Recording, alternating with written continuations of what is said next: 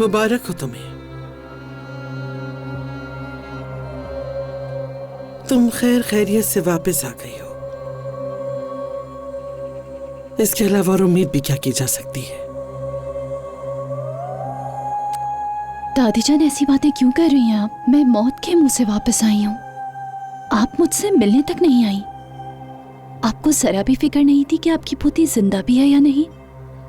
जितनी अक्ल तुम्हारे पास है वो तुम्हें कुछ नहीं होने देगी। वैसे भी मैं जानती हूं कि तुम पे छुरी का वार रेयान ने नहीं किया। तुम सुल्ताना असलान बे की बेटी हो और मुझे तुम्हारी रूह तक का पता है। अच्छी तरह जानती हूं कि तुम कब कहां कौन सी चाल चलोगी, लेकिन तुम शायद भूल गई कि हर चाल कामयाब नहीं होती। सोचो अगर मीरान को तुम्हारी असलियत पता चल गई तो फिर मैं भी नहीं रोक पाऊंगी उसे।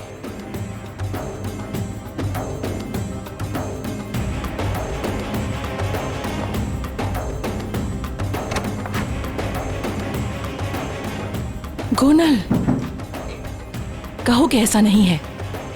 मुझे कहो कि तुमने ये बेवकूफी नहीं की। अम्मी मैं आपको और कितनी दफा बताऊं, आपको ट्रस्ट नहीं है मुझ पे?